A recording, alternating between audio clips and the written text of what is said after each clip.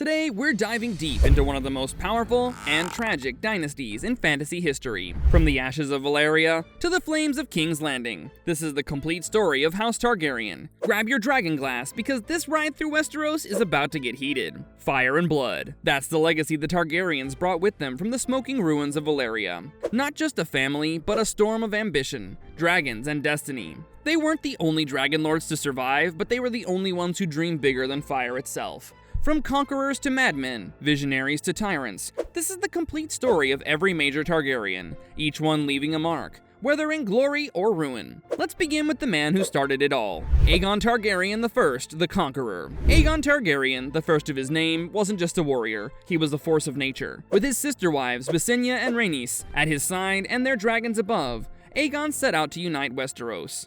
Aegon rode Balerion, the Black Dread, the largest dragon the world had seen. His sisters commanded Vhagar and Meraxes. Together, they brought fire to the sky and broke kings beneath their wings. Through fire and diplomacy, Aegon united 6 of the 7 kingdoms under one rule. Only Dorne resisted for many years. After victory, he forged the Iron Throne from the swords of his fallen enemies, a twisted, spiked seat that would symbolize the Targaryens' dominance for generations. Aegon's reign wasn't just about conquest, it was about building. His vision gave rise to a dynasty that would span nearly 3 centuries. Next comes Aegon's son, Aenys Targaryen I. Unlike his father, Aenys was more poet than warrior, more hesitant than bold. He inherited the crown, but not the strength to hold it. He was the son of Aegon and Rhaenys, and though he had dragons and a royal name, Aenys struggled with rebellious lords and unrest. His indecisive nature led to uprisings, and the realm slowly spiraled into chaos. As a ruler, Aenys simply couldn't live up to his father's legacy. His weakness would pave the way for a darker chapter in the Targaryen saga. Now we have Maegor, Aenys' half-brother, the son of Aegon and Visenya.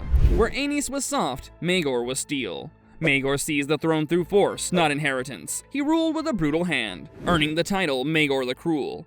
His reign was marked by executions, forced labor, and rebellion crushed in blood. He completed the Red Keep in King's Landing, a fortress symbolizing his paranoia and power. Yet for all his strength, Maegor was unloved. Feared, yes. Respected, maybe, but never truly accepted. He died mysteriously, found impaled on the Iron Throne itself. Some say it was suicide. Others whisper it was the throne rejecting a tyrant. After Maegor's blood ended, peace returned under Jaehaerys I, son of Aenys. Known as the Old King, Jaehaerys reigned for 55 years, longer than any Targaryen before or after. His was a golden age. With his beloved wife, Queen Alysanne, he brought unity, law, and progress. They traveled the realm, listened to lords and small folk alike, and even built the King's Road to tie the kingdoms closer. Their reign was wise, compassionate, and legendary. Together, they restored honor to the Targaryen name. Next is Viserys I, grandson of Jaehaerys. A kind and gentle ruler, Viserys loved peace, and perhaps loved his family too blindly. He made a bold move by naming his daughter Rhaenyra as heir, breaking the long-standing male preference tradition. She was the firstborn, and Viserys believed in her, but he also remarried and had sons from his second wife, Alicent Hightower. This decision fractured the court into 2 factions, the Black supporting Rhaenyra, and the Green supporting Aegon, her half-brother. Viserys died believing he had preserved peace, but what followed was anything but. Now we reach one of the bloodiest chapters in Targaryen history, the Dance of the Dragons. Rhaenyra, daughter of Viserys, claimed the throne, but her half-brother Aegon II crowned himself king instead. The realm split, dragons soared into war, and family turned against family. It was brutal. Children were used as pawns, cities burned, and dragons died, many of them for the last time. Rhaenyra was eventually captured and executed, fed to her brother's dragon. Aegon II didn't rule long after. He was poisoned, likely by those seeking to end the carnage. Next in line was Aegon III, son of Rhaenyra and grandson of Viserys I. He ascended the throne as a boy, scarred deeply by the horrors of the dance. Nicknamed the Dragonbane, Aegon III ruled during the slow extinction of the dragons. Under his reign, the last of the great beasts withered and died. Haunted and joyless, Aegon III ruled with sorrow. Though he restored order, he never truly escaped the shadows of his past. Now comes Daeron I, Aegon III's son. At only 14, Daeron launched an ambitious invasion of Dorne, the last kingdom unconquered by his ancestors. Astonishingly, he succeeded. Dorne bent the knee, but not for long. Holding Dorne proved harder than taking it. Guerrilla resistance flared, and Daeron was killed trying to put down a rebellion. His body was never found. He was only 18. A boy king who dreamed big and paid the price. Following Daeron was his cousin Baelor I, known as Baelor the Blessed. Deeply religious to the point of obsession, Baelor fasted for weeks, walked barefoot across the realm, and locked his own sisters away to preserve their virtue.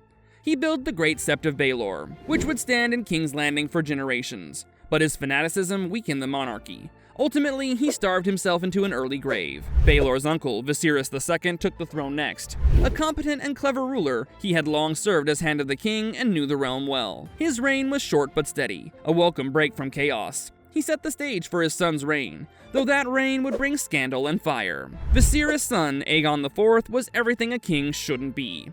Lazy, gluttonous, cruel, he surrounded himself with sycophants and mistresses, and on his deathbed he legitimized all his bastards. This sparked the Blackfyre rebellions, decades of bloodshed and civil war between Targaryens and their bastard kin. Aegon IV left the realm divided, and his legacy poisoned the future. Daeron II, son of Aegon IV, took a different path. Wise, thoughtful, and pragmatic, he ended the war with Dorne not through conquest, but through marriage, finally uniting the realm peacefully.